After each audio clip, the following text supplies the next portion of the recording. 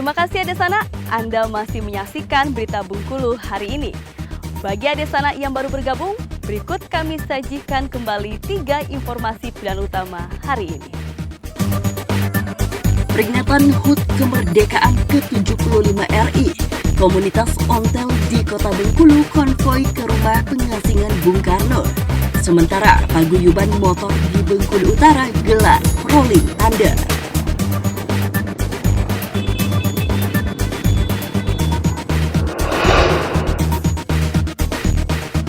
Upacara HUT kemerdekaan di tengah pandemi, pemerintah gelar dengan protokol kesehatan yang ketat.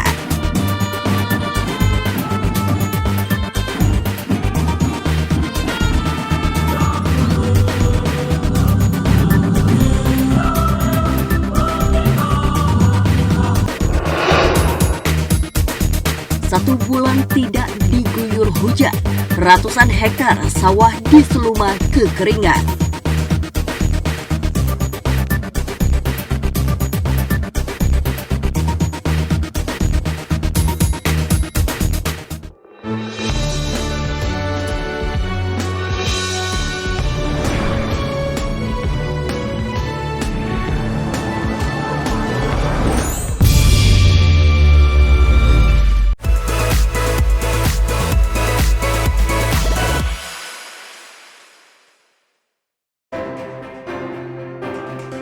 Pertama pasti sangat bangga dan tidak pernah menyangka kalau mau dipercaya lagi untuk bertugas yang kedua kalinya, dan kita tahu sendiri pasti untuk di tingkat nasional itu sangat sulit untuk bertugas yang kedua kalinya karena tugas ini pasti hanya sekali seumur hidup.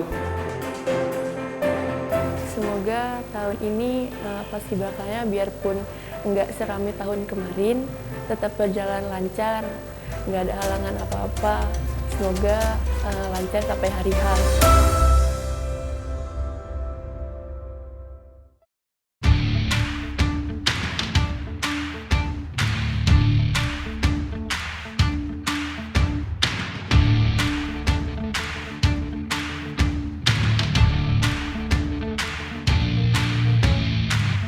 Tantangannya kita ini itu tadi dibatasi jarak.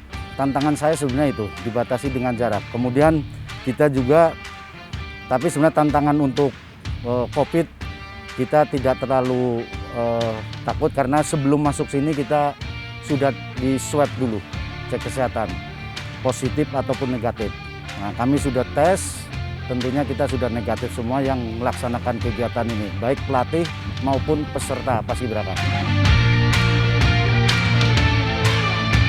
Hanya 3 orang saja yang bermain. Kalau dulu kan ada kelompok 8, kelompok 17, dan kelompok 45. Posisi pengibaran bendera hanya 3 orang saja. Putra, putri, putra. Putranya 2, putrinya 1 yang pemegang bendera.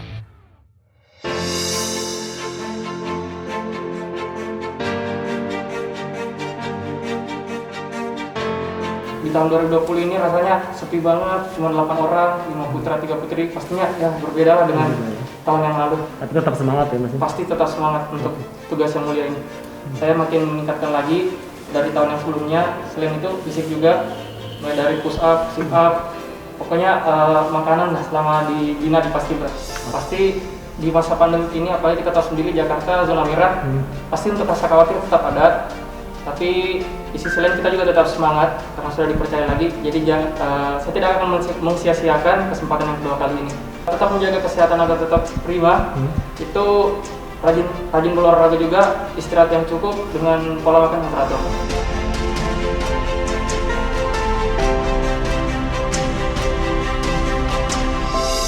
Pastinya nggak terbiasa ya, langkah tegak maju mungkin pakai masker.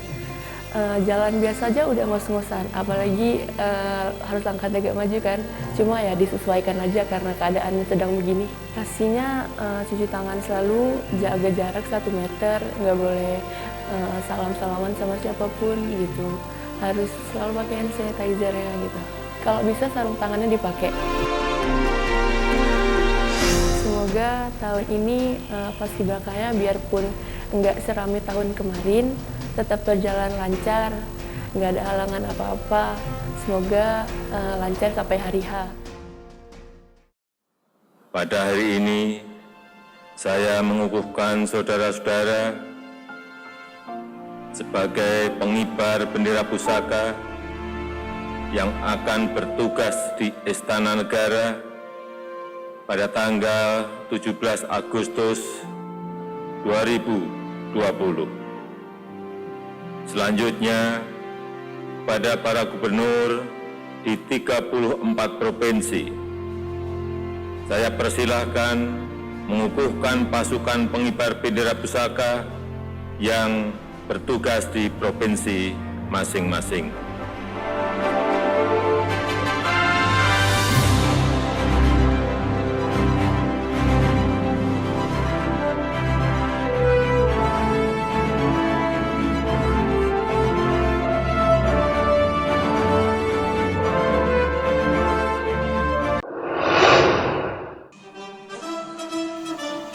Sementara itu, meskipun tidak terpilih untuk bertugas pada pagi hari di Istana Negara sebagai petugas pengibar bendera merah putih di Hari Kemerdekaan Republik Indonesia ke-75 tahun ini, kedua orang tua Sudrajat Prawijaya tetap bangga dengan prestasi anaknya tersebut.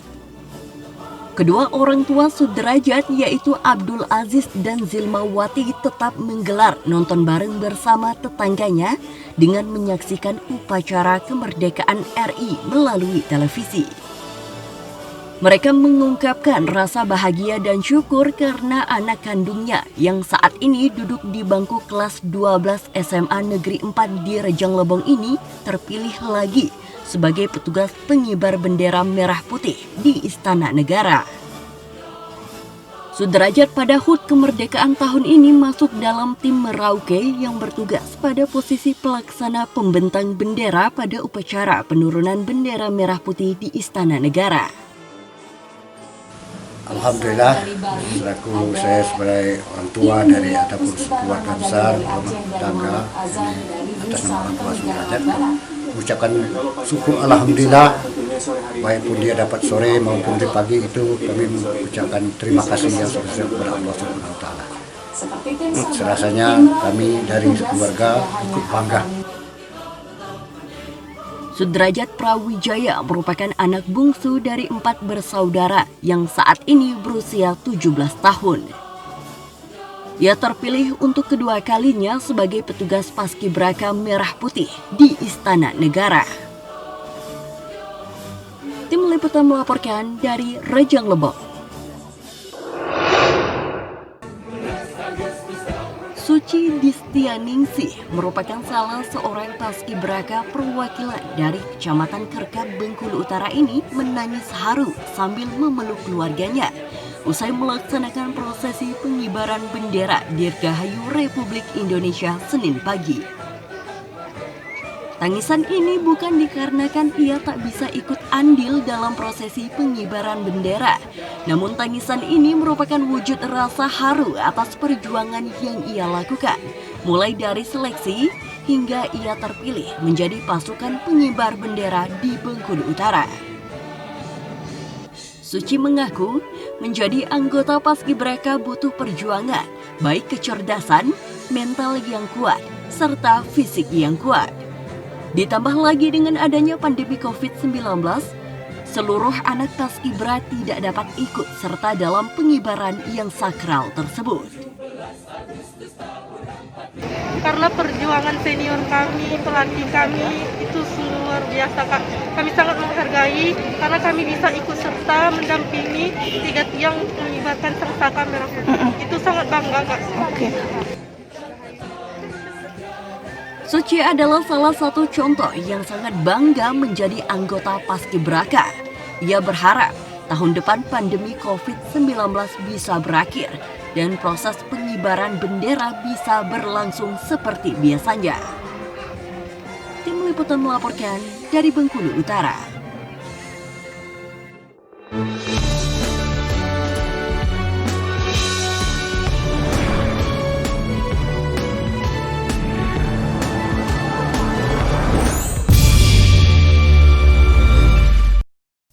Proyek pembangunan jalan tol Bengkulu Lubuk Linggau ternyata menjadi penyumbang investasi terbesar di Bengkulu Tengah untuk tahun 2020 ini. Data yang didapat Dinas Penanaman Modal dan Pelayanan Perizinan Terpadu Satu Pintu atau DPMP TSP daerah ini menyebutkan pada triwulan kedua, nilai investasi yang ditanamkan oleh proyek tol menembus angka 162 miliar rupiah. Jumlah tersebut masih tergolong kecil, mengingat realisasi pengerjaan proyek baru saja dimulai atau sekitar 20%. Karena dengan ada masuknya perusahaan HK, Utama Karya itu tol antara Baku sampai ke Penajam itu meningkatkan investasi kita sampai 162 miliar. Ditambah lagi perusahaan yang selama ini ada di Kabupaten Bengkulu Tengah ditambah dengan 580 miliar. Jadi menjadi sekarang 162 miliar 580 juta untuk triwulan kedua. Alhamdulillah ada peningkatan. Selain laporan dari PT Hutama Karya selaku pihak yang mengerjakan proyek tol, pihak DPMP TSP juga telah menerima laporan investasi dari sejumlah perusahaan di daerah, di antaranya PT Dua Pilar, Gangsar Abadi, dan PT Bank. Dari sejumlah perusahaan itu, laporan investasi hingga bulan Mei 2020 hanya berjumlah 628 juta rupiah. Tim Liputan melaporkan dari Bengkulu Tengah.